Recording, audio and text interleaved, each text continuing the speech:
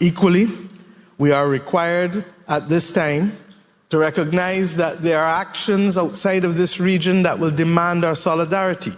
I speak specifically as early as this week of the actions of the European Parliament with respect to the failure to delist countries like Barbados and Jamaica, who have come off of the Financial Action Task Force list for more than 1 year, but for whom we remain on the European Union's enhanced delegated list, along with countries like Gibraltar and UAE that are the subject of their opposition, but because of a technical mechanism by which they remove countries, Barbados and Jamaica continue to suffer at the hands of the listing process when we have been deemed to be fully compliant with all of the obligations required of us from the Financial Action Task Force. It is wrong, and if it was the shoe on the other foot, if the shoe was on the other foot, we would be told how to find ways of having our Parliament change the manner in which we address this issue, rather than grouping all of the countries in one basket to be the victims of any opposition on any country in spite of the progress made by our countries. I raise these issues because, as I said at the beginning, if ever there was a time for us to celebrate solidarity and to be able to work together, it is now. And I am not daunted whatsoever by our failure to get it in one go. And that is why I said that at the beginning, I am a Jimmy Cliff girl. We can get it if we really want, but we must try and try. Now, before I even share the full video with you, this was a CARICOM meeting that was held in Montego Bay on 8th of July. Now, during this meeting, the Prime Minister of Barbados, who is also the chairman of the CARICOM Caribbean community, with the Prime Minister of Jamaica, Dr. Andrew Holness, they urged the European Parliament to remove Jamaica and Barbados from its list of high-risk jurisdiction for money laundering and terrorist financing. Now, jurisdiction simply refers to the official powers to make legal decisions. And in this list, or rather this European Union Enhanced Delegation List, it's a list that is used to strengthen the European Union's efforts to combat financial crime. And trust me, this list, or rather Jamaica and Barbados being on this list, they are being impacted negatively.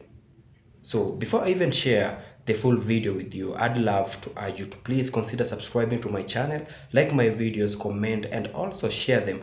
And this is if you found my content to be worth sharing. So watch this video up to the end, and then I'll be back with a few comments. It was in 2018 July that I first addressed the CARICOM Heads of Government meeting as Prime Minister of Barbados in this very room, in this very town. I did so as a young, romantic, idealist, and a fervent believer of the regional integration movement. Today I stand to address you with scars and bruising, but still as a young, romantic idealist.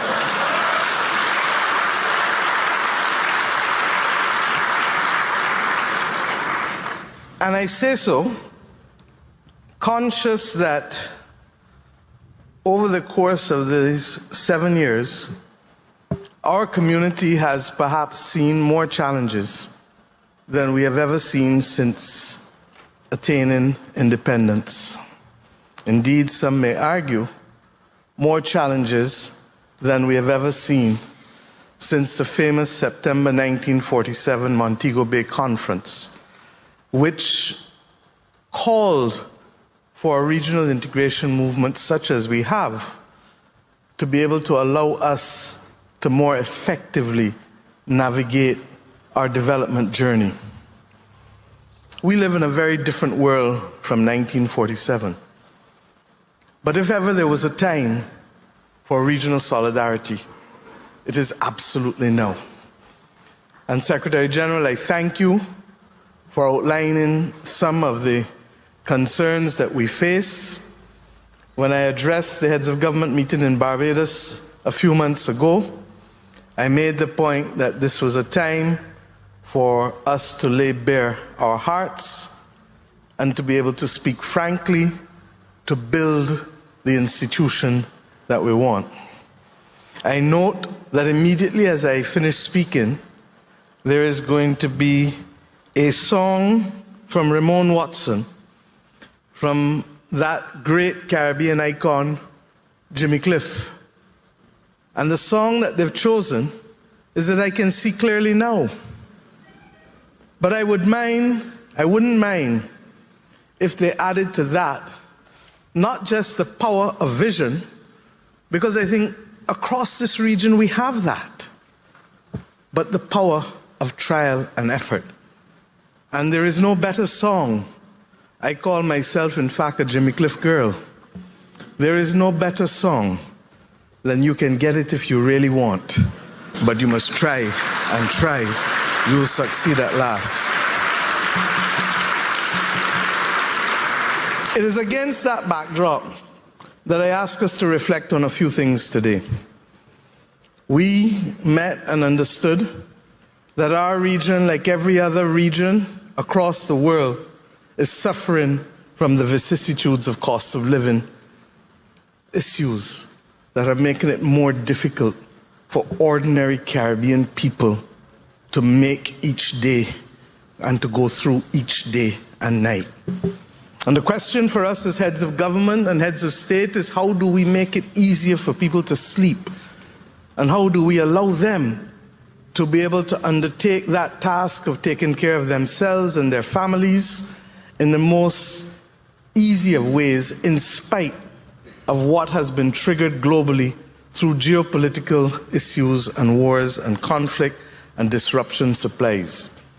We have determined that our agricultural commitment, 25 by 25, even if we have not met it fully, has put us in a better place than we were 5 years ago.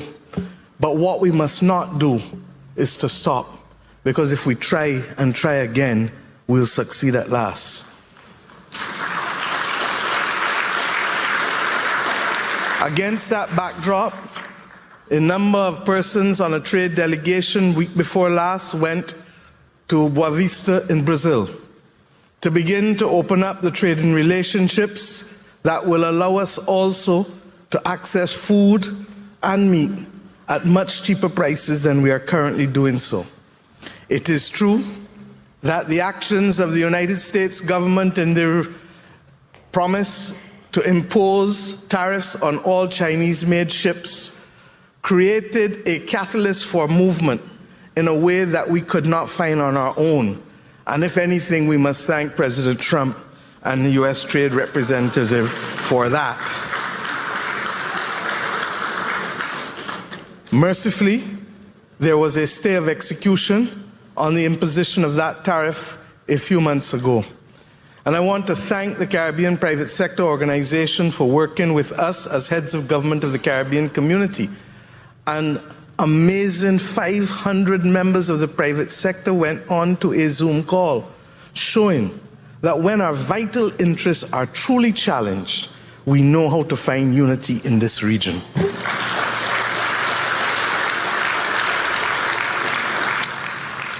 If we cannot open up greater supply routes, if we can increase our domestic production, cognizant, however, that we are constantly at risk of the climate crisis, decimating that which we are trying to do in terms of open field agriculture, then we can begin to recognize that we do have the capacity to feed ourselves more. The bottom line is, however, that there are still too many gaps. And the major issue of logistics, I am happy to report that there are at least 2 CARICOM member states that are now in the process of looking to acquire cargo planes to help us overcome the very difficult prospect of the movement of goods within this region. Equally, I anticipate that at this meeting at Montego Bay, we will have the presentation on the inter-island regional ferry from the private sector.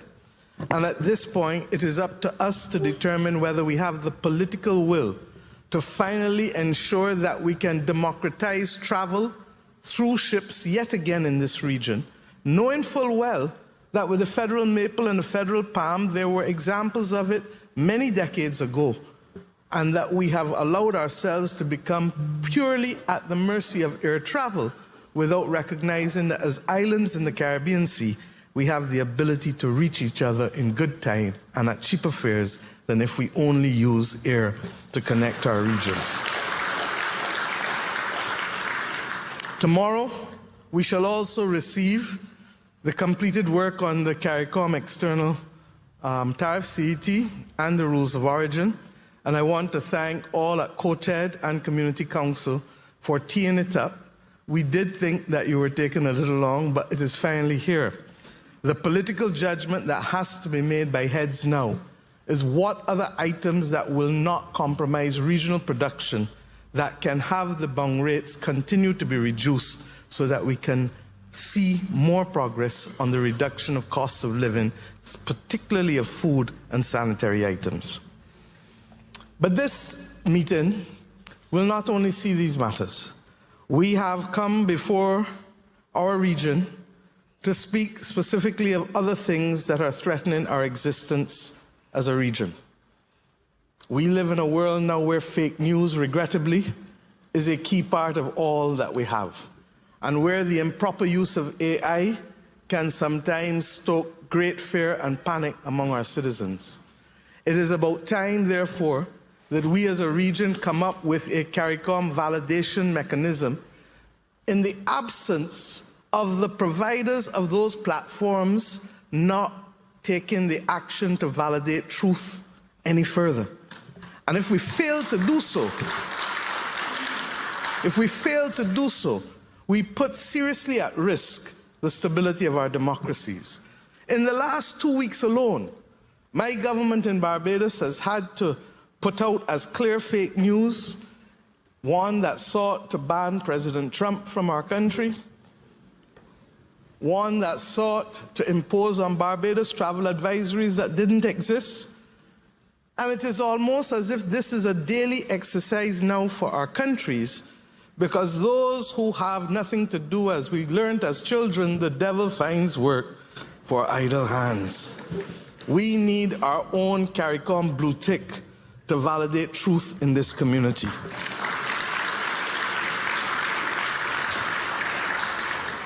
In addition to that, I ask us equally to look at the issue of where we are with respect to citizen security.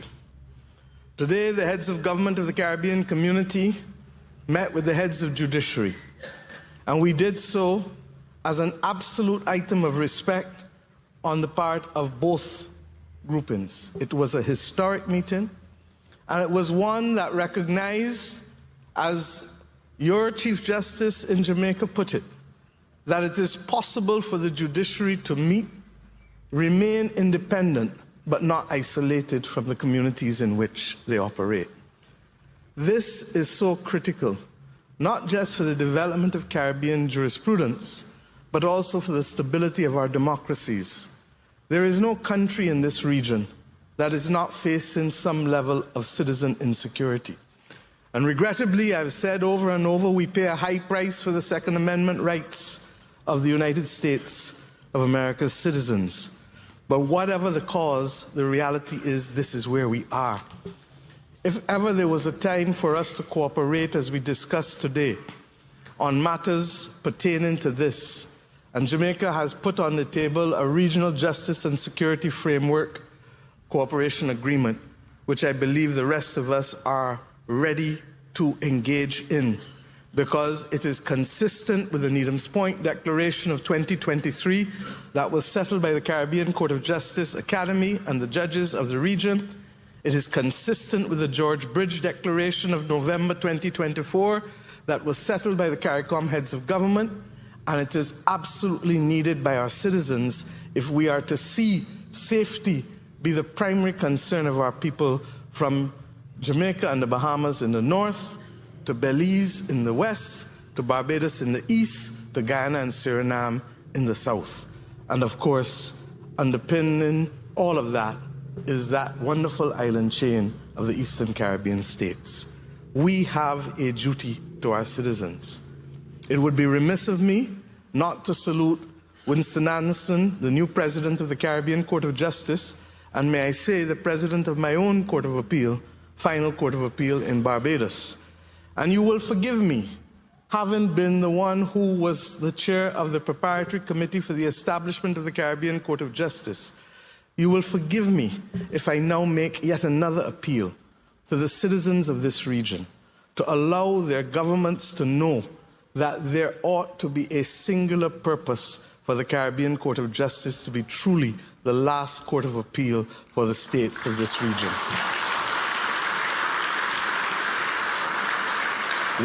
We are aware that there are some countries that have the requirement of referenda.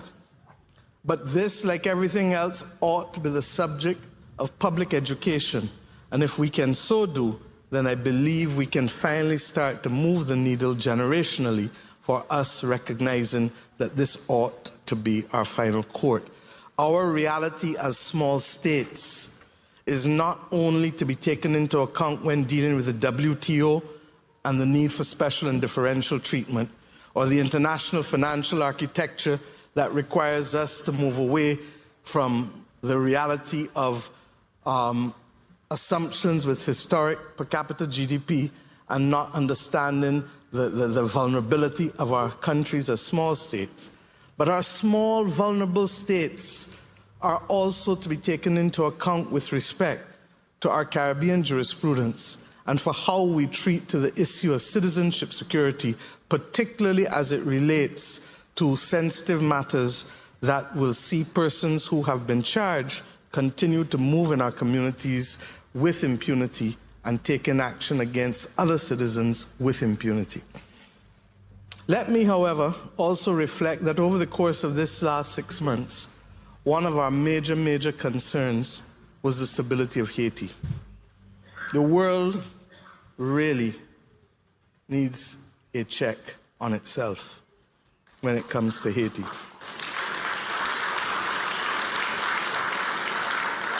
If ever we doubted that there were first-class and second-class citizens in the eyes of the world, don't doubt it anymore. In Haiti, more people were killed last year, in many months of last year, than were killed in any other country on earth, including those that were at war and the subject of military conflict. And in spite of that, and in spite of the promises, the world has been unable to move beyond the promises and the platitudes that would bring help to the people of Haiti. I'm not only talking about the loss of life, I'm talking about the displacement of citizens from their homes. I'm talking equally about the food insecurity of the people of Haiti. And let us be real. Our capacity as a Caribbean community has limits, purely because of size and capacity financially. We can help as best we can, as we must. But the world is what is needed as well at this point in time, beyond simply the deployment of troops from Kenya, without the requisite support in terms of machinery that is necessary to ensure that those Kenyan troops and others are not sent like lambs to the slaughter along with the members of the Haitian police force. That Haiti is trying as best it can to be able to withstand the assault by gangs is to be commended. But at the same time, it is not enough. And what is required more than ever is for a truth talk, both within the context of what is possible from Haiti's perspective, but equally what is possible from the international community. And I fear that the absence of that realistic conversation will continue to mean that ordinary citizens will have their lives put at risk. And if not their lives, their limbs, and if not their lives and limbs, their ability to live as dignified human beings. The pace at which progress is needed must be expedited if we are not to see more and more people suffer. At the same time, in the last 6 months, we have had the issue of the spectacle of near difficulties with the border security situation between Guyana and Venezuela.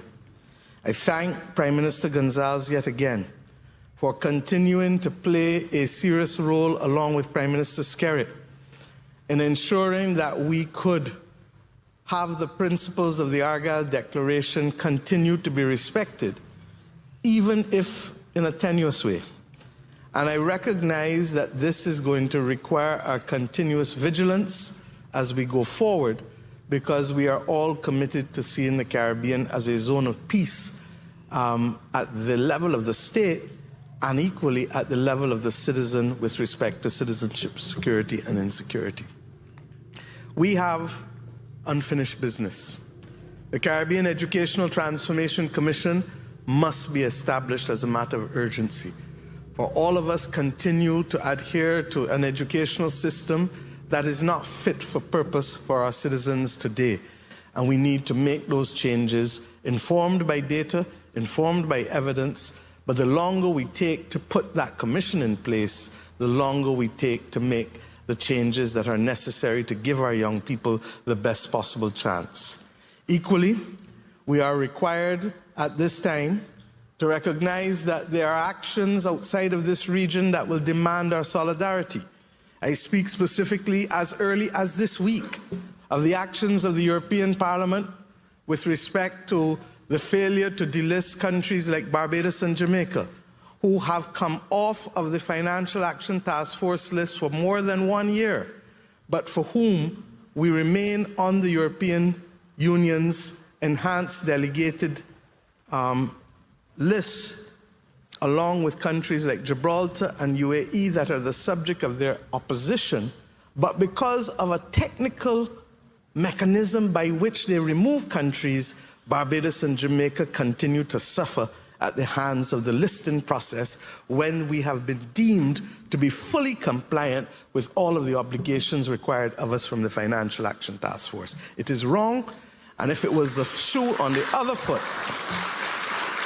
if the shoe was on the other foot, we would be told how to find ways of having our Parliament change the manner in which we address this issue, rather than grouping all of the countries in one basket to be the victims of any opposition on any country in spite of the progress made by our countries.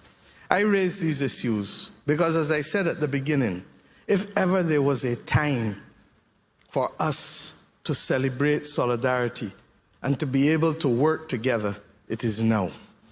And I am not daunted whatsoever by our failure to get it in one go.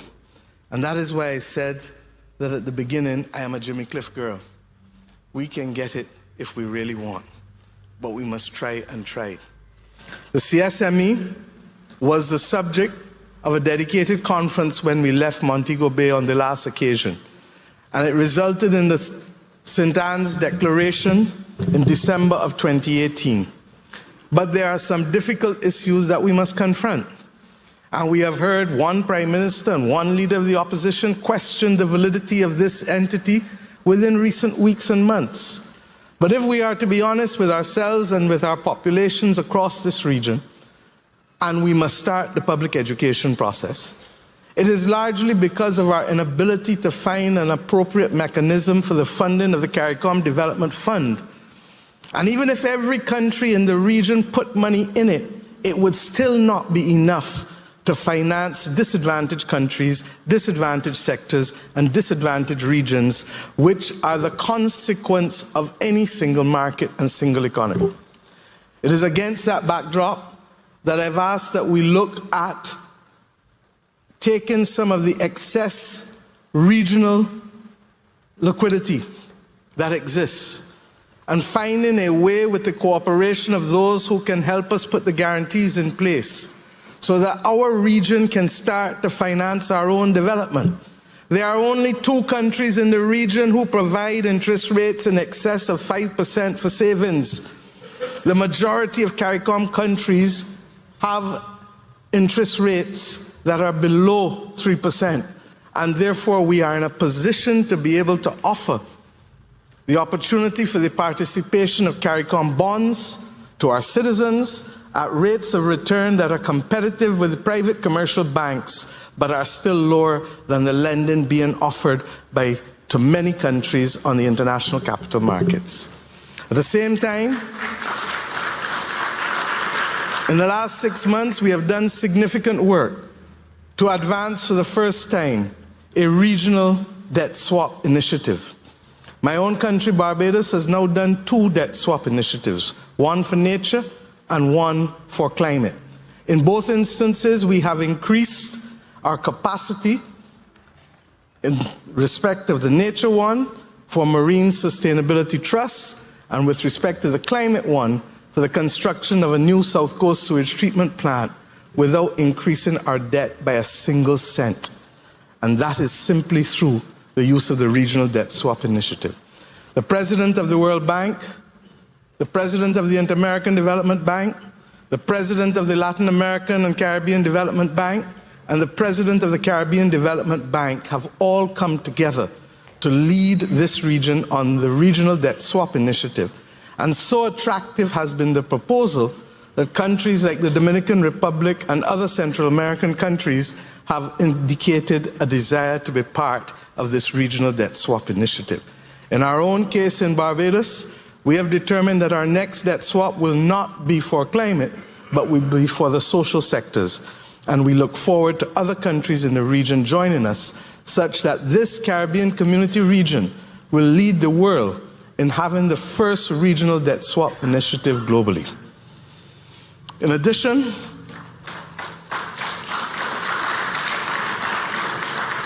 may I remind you that there is also the natural disaster clauses, which ought to find primacy of place in all of our international and regional financial instruments. Our country just went to the capital market and raised 500 million US, and included in those bonds are natural disaster clauses and pandemic clauses, ensuring that for the first time, if we should be hit, somebody knock some wood for me, please. If we should be hit by a hurricane of a certain threshold, that we are in a position to pause the payment of our debt, both principal and interest, for 2 years, and not have to do what befell the people of Dominica, who had to look for debt payments immediately after Hurricane Maria, instead of being able to focus on shelter and food for their citizens at the very time that a hurricane has hit. And the notion that we are safe from a climate crisis can be immediately debunked, because week by week, with the latest being the tragic circumstances befalling the children of the United States in Texas with the raising of the banks of the river, of the Guadalupe River, reminding us that none of us can escape the hands and clutches of the climate crisis. So my friends, I ask us, please, to recall that there is much work to be done. I have not spoken to you today about the necessary work of the reform of the governance of this community and the funding of this community, because I believe that the heads of government must confront it and not believe that we can continue to wear the garbs of 20 and 30 years ago, as we live in a world that is completely different today. And we must find the boldness, I believe our preacher told us today, Bishop Pitkin, when you said to us, let us have the boldness to move thought into action, because without that, our region will not be ready for the defense of small states.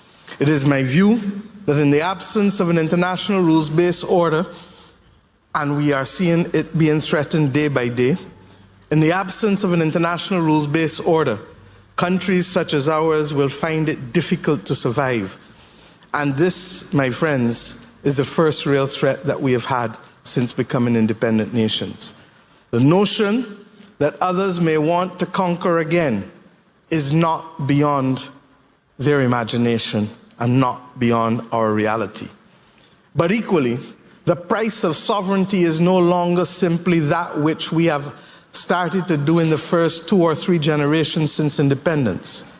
The price of sovereignty now extends to our ability to control our information and to generate our content. We have to be able to own our own satellites and not be the victim of somebody pulling them on us because they do not like the position we took on a war across the world somewhere or someplace.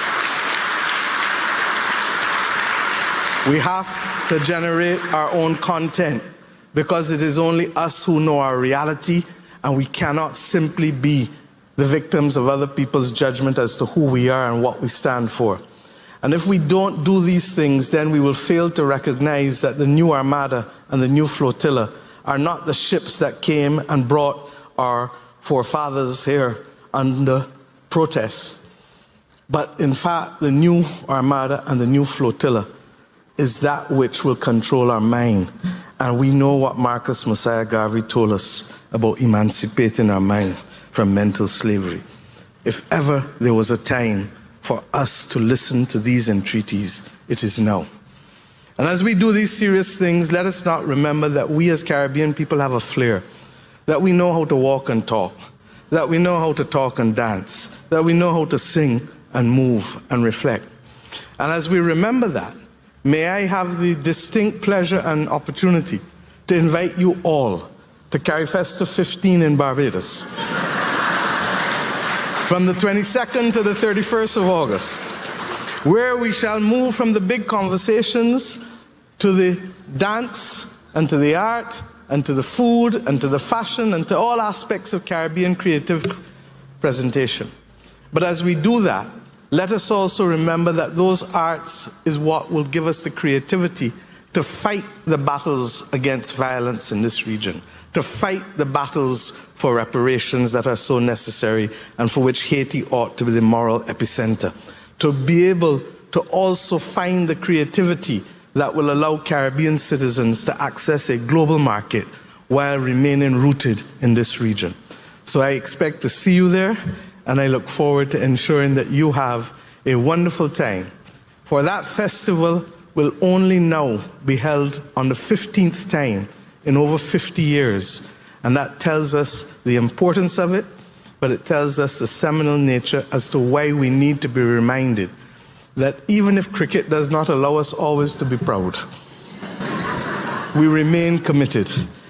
But it is our culture ultimately, our food, our language, our expression of creativity that will forever ensure that if politicians don't get it right, the people of this region will continue to remind us through that expression of creativity that they can always and only be Caribbean citizens with local roots, with global aspirations, and ensuring that we can continue to be that humanizing influence on the global civilization that we live in, such that we can work to save both people and planet in this very, very difficult time for global civilization.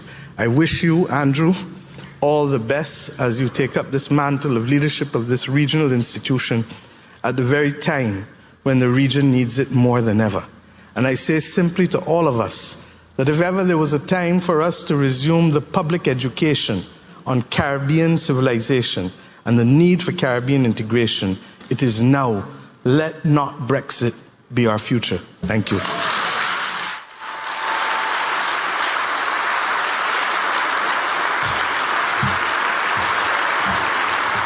Once again, welcome back to my YouTube channel. I'm your host Larry, and I have to appreciate you all for watching this video with me.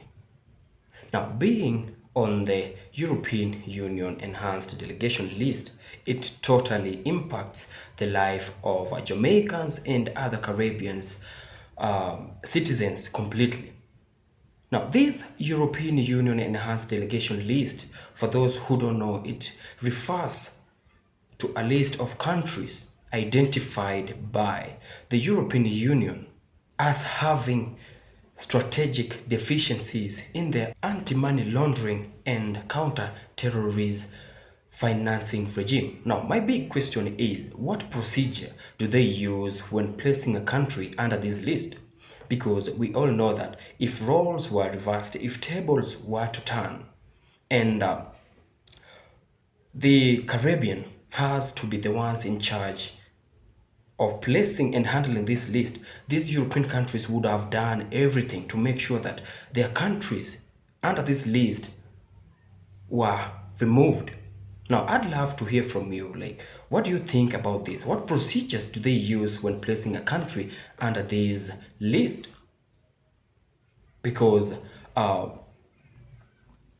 Mia Amor Motley and the Prime Minister of Jamaica stated that Barbados and Jamaica continues to suffer in the hands of these listing processes, despite being deemed to be fully compliant with all the obligations required by the Financial Action Task Force. Now, we realize that what Mia Amor Motley has been talking, or rather giving out in her message, is that she is majorly calling for unity amongst the Caribbean communities. For them to overcome all of this, they have to stick together, fight this battle together, because we have seen she also mentioned, or rather talked about Trump's imposing his tariffs on the Caribbean communities. This is why Mia Amor Motley is majorly known for. She keeps on fighting for the rights of human. And that's why she is also majorly loved by a lot of people, not just in the Caribbean, but also here in Africa, together with Dr. Arikana Chihombori. So guys, I've been your host Larry. Tell me what you think of this video and of this CARICOM meeting that was held in Montego Bay. Please consider subscribing to my channel if you're yet to subscribe. Like my videos, comment and share them if you found my content worth watching and sharing. So until we meet again in my next video, peace out and one love.